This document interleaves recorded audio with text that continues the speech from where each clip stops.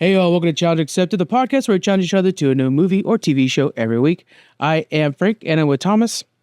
Hello, everybody. And I feel like this is our last kind of reacts for the year, although it's a late react, so it's more of a review. But whatever, forget about that because we're coming to you live with Creature Commandos.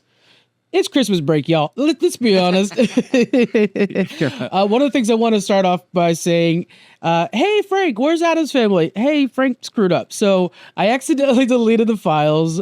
This happens at least once per year. And we're in December. I thought, guys, I'm going to have a successful year. No messed up files. And then just got it, squeaked it in, guys. Adam's family has gone to the waste bin. It was our best episode yet, I want to say, with no proof. God,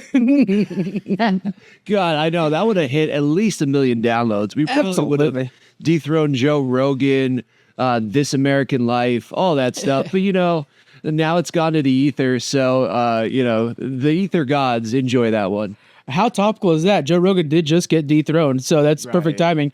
We hate to announce it. It was because of Challenge Accepted. I didn't want to brag, but since you brought it up. Yeah, exactly.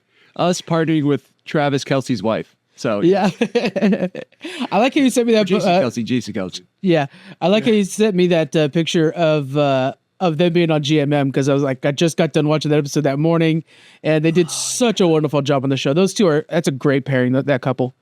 Nice. All right, I'm gonna have to check that one out too. I've got a long flight coming my way, so it seems like I might have time for that.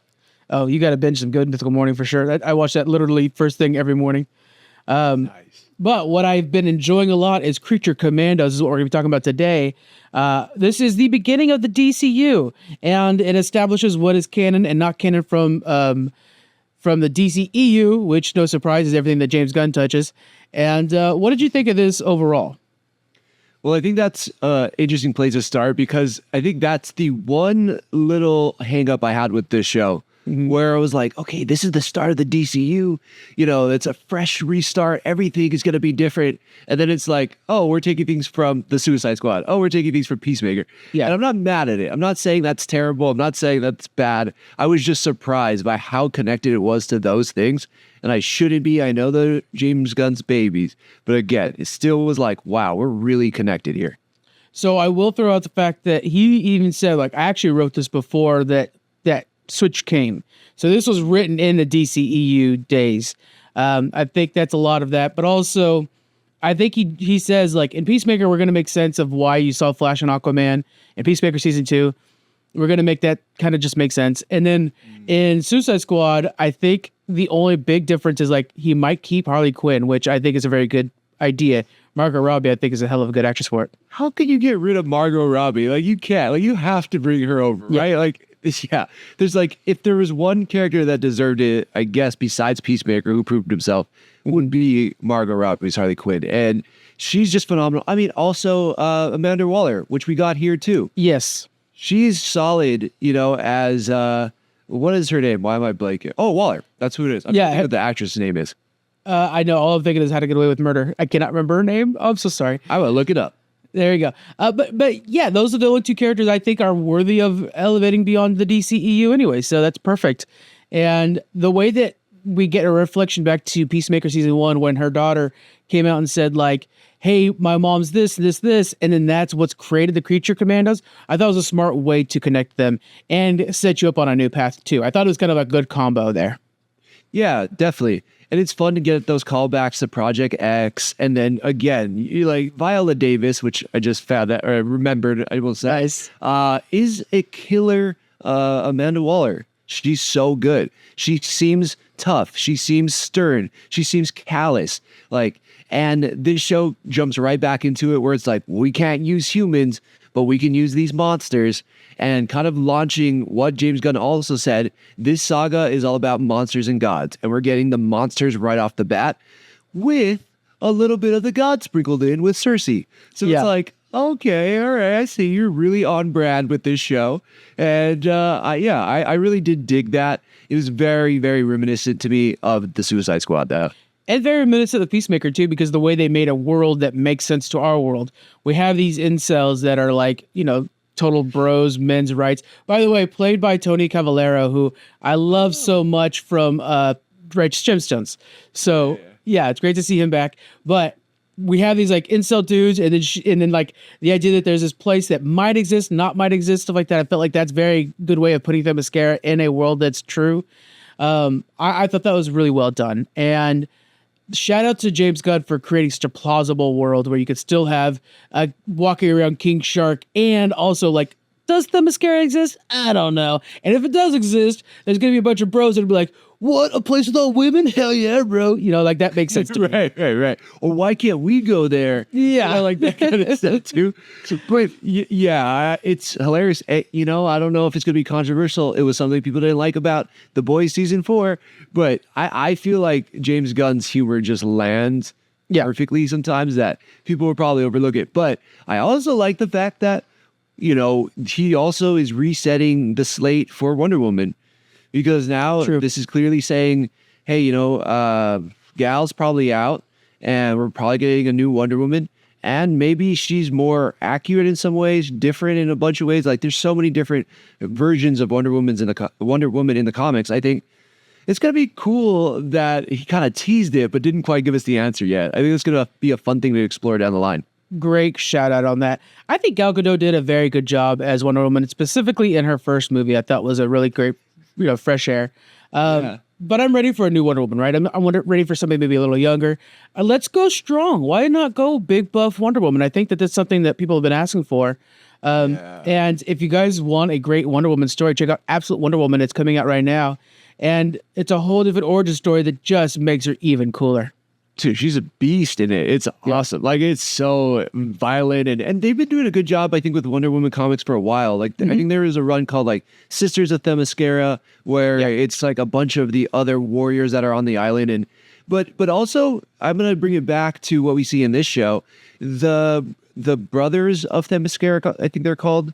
Sons of, thank you. And who are literally in the comics, the sons of all the Themyscira women who discarded those boys because only women can live there.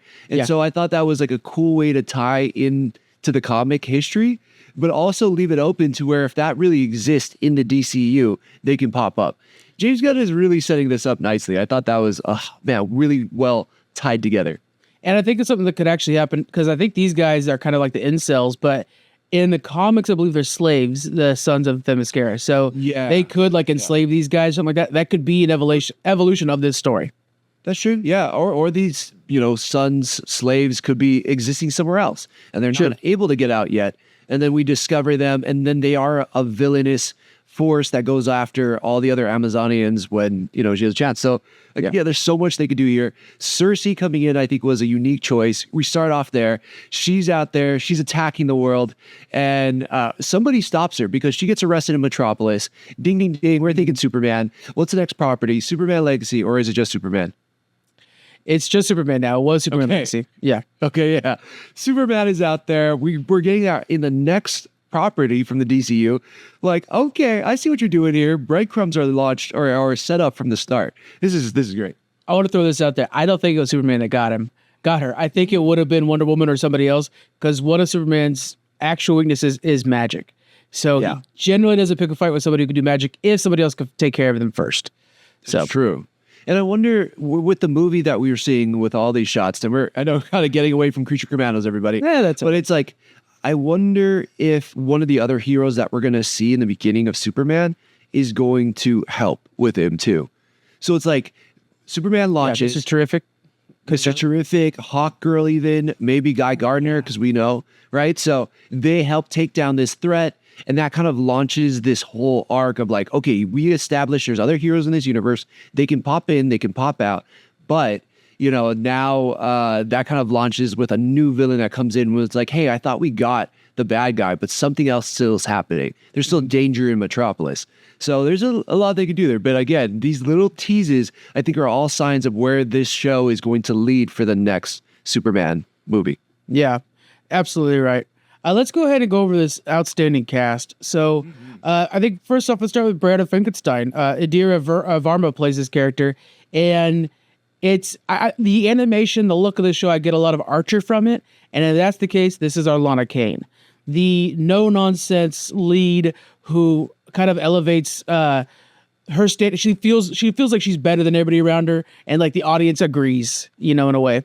Yeah, it's hard to argue it, right? Right. And especially in episode 2, where she's getting hunted down by Frankenstein.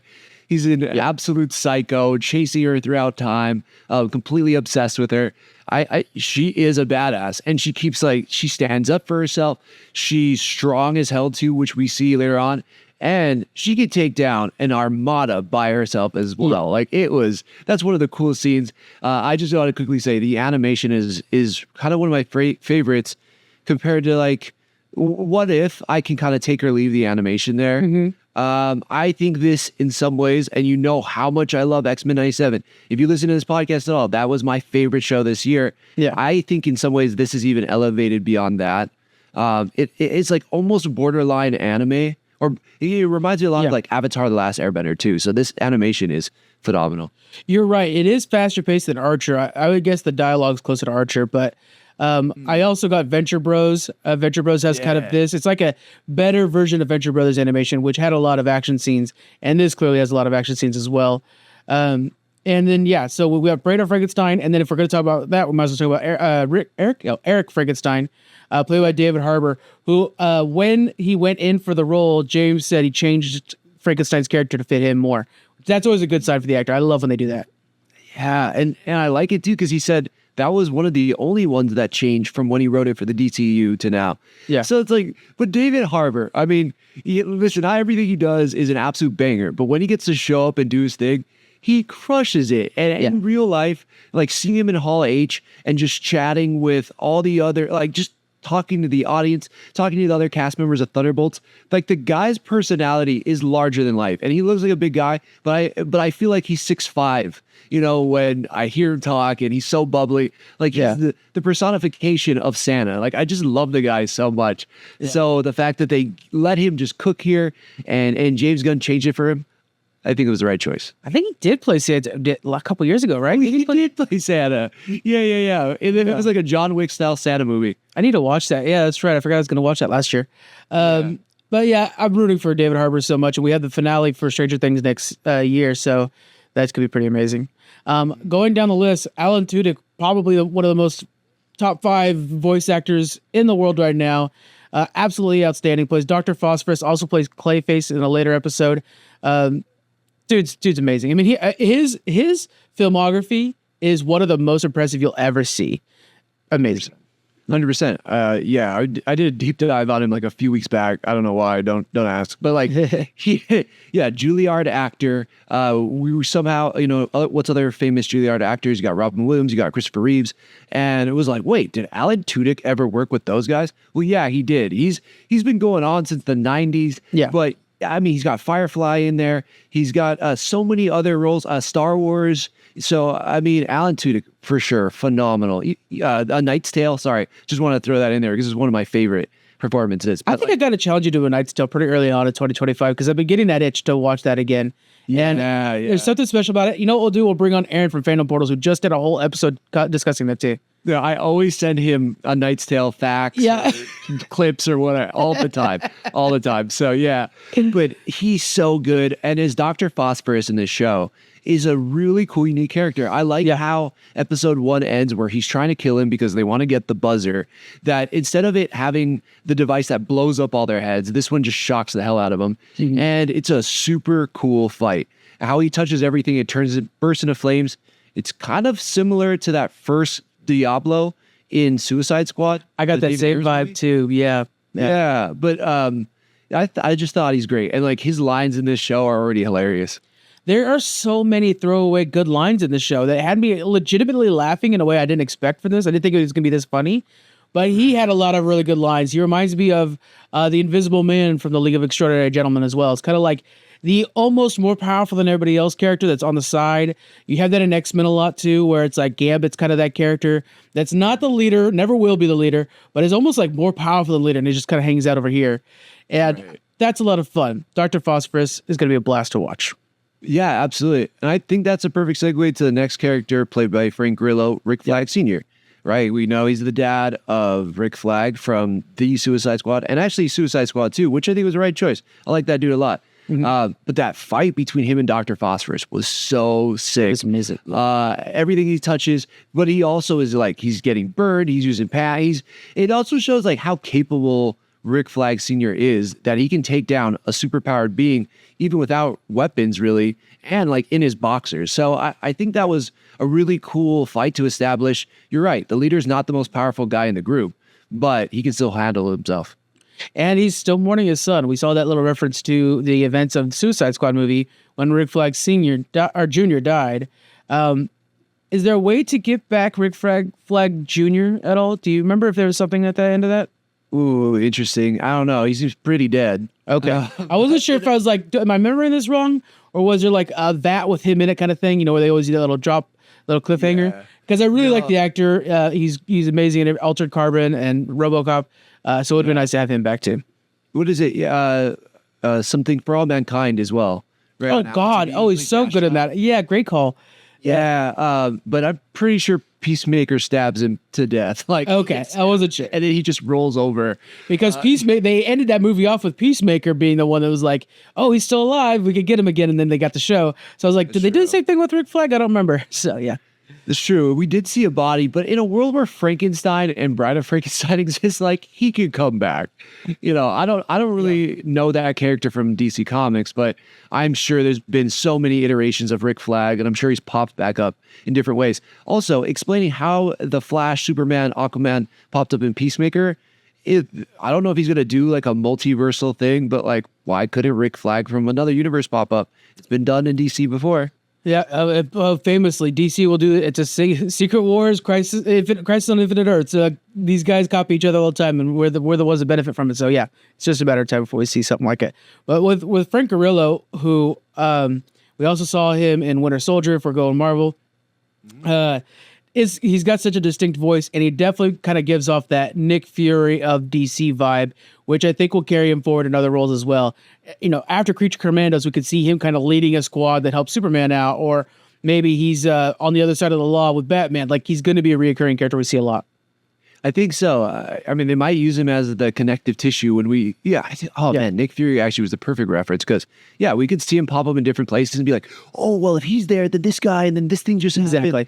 Yeah, and apparently, like, they seem to be pretty close friends, him and James Gunn. Right. I watched a bunch of the panels that they did going on tour, kind of, advertising this and marketing this. And, I think there's a lot of respect for James Gunn, for Frank. And I think this really, that was a great choice. He's pretty cool. But, of course, James Gunn's never going to leave without bringing his brother along. Of course. And we get, right? And we get Sean Gunn. We get Weasel back, which they even call it out like one of the only people to make it from the something Cardoza, Maldo Cardoza incident. Yeah. That was funny. That was funny. And that's the moment when Rick Flag was like, "Oh, I'm sad because my son didn't make it." But yeah, Weasel's wild, but also he plays G.I. Robot too, who is one of the funniest characters I've ever seen in a superhero show. Who's just like seeing Nazi things and then shooting at it immediately. When he's waiting outside of the room while Frank's inside his bedroom, he's just like naming off like the amount of Nazis he's killed over different months. Hey, yeah. Hilarious. Yeah, it is great. Oh, man. Oh, I know. Like they're playing Jenga, and then you just see a swastika in it, and it doesn't even like. There's not even lines in some of them. It's like a long piece rather than like a forward piece, and he still puts little dots in there. It's just like, he's absolutely insane, but he's a robot, so it's like it's kind of fine.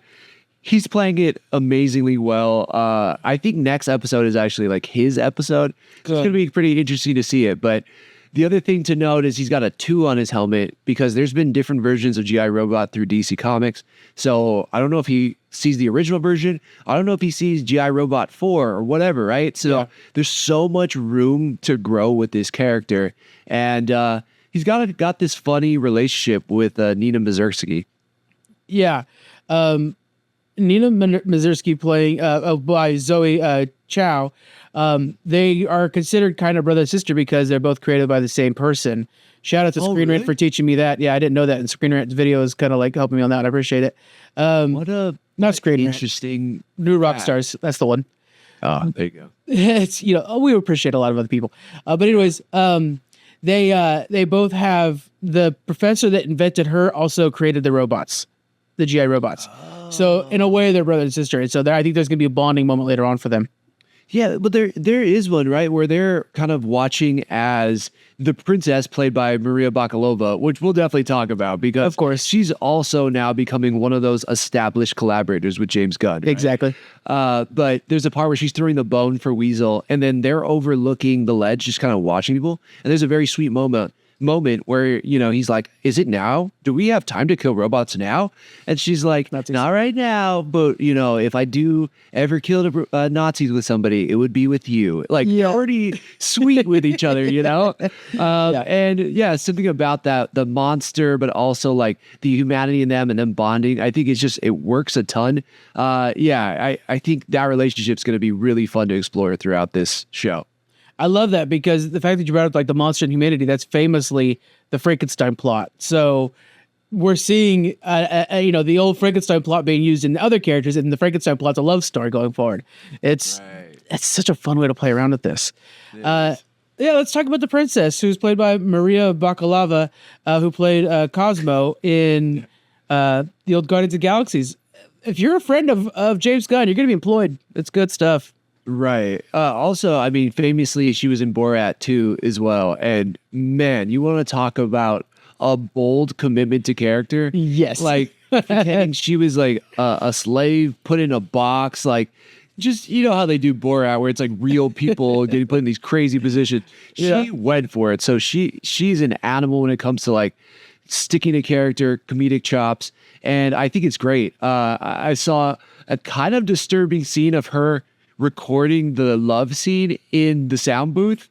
Yeah, that I saw James it too. Gunn posted. I was like, I don't know how I should feel about this. This is weird, but she's hilarious, and she's kind of delivering it like something's up with her character. I will say, like, she's too cutesy. Yeah, she's too kind of sexy in some ways. It's like, what's your deal here? What's your shtick here? I don't know. I think they're making it real obvious that she wants to kill her grandma too. The old lady that's there that actually controls everything. I think she's going to kill off that grandma and then blame it on the Creature Commandos, probably. Oh, that's a good theory. I like that. It's a hell of a cast. You know, Viola Davis is back as Amanda Waller. Hopefully she never leaves. Jake Tapper makes a cameo in this from CNN. He's the reporter in this. It's all around an amazing cast. And the dialogue, it's James Gunn. It's so witty. It's so fun. There's a heart you didn't expect to be there. You feel for Frankenstein, for the Bride of Frankenstein, and this fucked up relationship he had with Dr. Frankenstein. That was like, whoa, bro. Yeah, it's wild. But it's, you know, it's actually very good. Oh, it definitely is. And yeah, they're carrying this really great story. Again, we kind of talked about some of the action, but you're right. I think there's so much heart in it. And I think it should have been expected. It wasn't a surprise to me, but you're like, oh yeah, this is what James Gunn does. Yeah. Like he takes these misfit characters and he makes you feel something for them that you like don't even get from normal like human characters in other movies. So, or shows. And he's just so talented that way. Do you have a standout character? Like, is there one character though? I think it's G.I. Robot for you, but who do you think is your favorite so far? You know, that's what I love about this already is I don't have a favorite. As much as I really love G.I. Robot, there are aspects of him I love. Dr. Phosphorus, aspects. Bride of Frankenstein, you know what I'm saying? Like everybody has something unique. And again, that takes me back to Archer in the way that like Sterling is hilarious in this way, but Lana Kane kicks his ass and, you know, everybody has something special in them. So the ensemble is the strength of this. And that always means long-lasting shows. The Office, Parks and Rec, no one character shines above the rest. They create a better whole, and that's what I see with this cast. Yeah. What about you? Really well said. No, well said. I agree, actually. Yeah, nobody is in front of anybody else, I will say. They're just like, it's all good. Whatever you want to give me, I'm on board with it. Again, where this episode leaves off, like we went and we saw Bride of Frankenstein's trial, and we saw like where her origin is. Of course, you know, they found this unique way to tie it back to where she's from, Pollokstan, which is just, you know, I love that about the DC where it's real world adjacent. Like they find new ways to like create these countries and everything and cities we see in our world, but just, you know, make them famous and realistic. So I thought this was great. I think he's also said, James Gunn, that every episode is going to be the history of these characters. And I'm super on board with it. I'm so curious about Nina Mazursky and Dr. Phosphorus. I had no idea who the Creature Commandos were. I think a lot of people did it. And that just allows James Gunn to play. And I want to see, I'm not a big origin guy. Like, I don't love origin stories, but these characters, I want to know. And I from what we saw with Bride of Frankenstein, I'm so on board with it. Yeah, and if we look back, that's exactly what you could have said about Guardians of the Galaxy before it was released. Is nobody actually read Guardians? Your friends who said they did were liars. Nobody read Guardians of the Galaxy except for James Gunn alone in his bedroom. So, and now looking at it, it's like that is a lot of people's favorite Marvel property. I've just did a poll recently about that, and Guardians of the Galaxy kept coming up. So, yeah, I think that's what we're looking at is DC's Guardians of the Galaxy. And he's building up these chess pieces that he could put on the board at any other movie, too. Like we were saying with Rick Flag Sr., that can go for everything else. Dr. Phosphorus, he's normally a Batman villain. He could pop up in the Batman movie. Alan Tudyk, who's playing Dr. Phosphorus, also is playing Clayface. So, we're going to see these characters popping up here and there all the time. That's so cool. I know. The possibilities I think are endless on what they want to do with it. I love the comparison that this is Star Wars. It's not the MCU. Yes. So, different things can happen in different places and people are going to show up. Some people aren't. And we're just going to kind of play around with that. Now, for this episode, I'm curious. It ends in a very dark place. The bride absolutely gets demolished. Nina, who, again, is literally a fish out of water, ends in a very James Gunn way, like, I'm sorry. And she goes, go F yourself. Where do you think they pick up in the next episode? Or what is the next episode, do you think? I think Eric saves the day. I think that's what we're going to see is the jilted lover, obsessive, creepy dude is actually going to somewhat redeem himself by saving the day. And whether or not him and the bride will ever be together in that way, there will be a friendship there that I think will be really good to base everything around. And I hate to keep mirroring it to Marvel, but that's just how we communicate as geeks. And it is very much that Gamora Star-Lord. Like, whether or not they're actually together, they always have that bond that'll always keep them together in a way. Yeah, or at least you want them to be together. Yes. Or they probably should be together, but they're not for whatever their reasons are. Yeah, okay, I like that. And you're right. Okay, if you're gonna have David Harbour, you're gonna want to show that endearing side to him. I think you're right. I think he does show up. In this moment though, because he was somewhere in the Bahamas, and I don't know where that is to Pollockstad. So I don't know if he comes in and saves them right away. But I agree with you. I think at some point he does come in and actually, I can see that. He probably does redeem himself. I think that's a great call out. Would you want to give a grade for this intro, or you want to wait until the whole thing wraps up? Yeah, no, I think I'm pretty much good to go if you are. So I gave this, I know that you don't agree with me on this, but that's okay because this is made for me. I love adult animation. I gave it a solid 5 out of 5. 5 stars.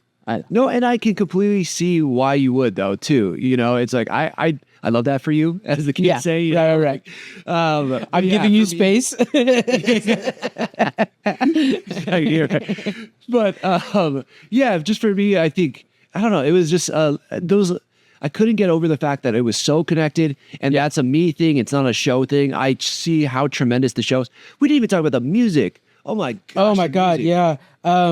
Gogo Bordello does a lot of the music for this episode. It's a lot of that punk mixed with Eastern Europe blend. It was a blast. I've actually got it on my playlist right now. A lot of the songs from this show. Exactly. Yeah, it seems like a Russian band that tried to do songs in American English. We got blue jeans. Yeah. Yeah, dude. I loved it, man. James Gunn always kills it with the soundtrack. This already is firing off the bat. I'm happy we kind of brought that up. But for that alone, and just kind of I think it's wonderful. Animation again, it's fantastic. I think for me, I couldn't get over the connection part of it. That's a me thing again. 4 out of 5.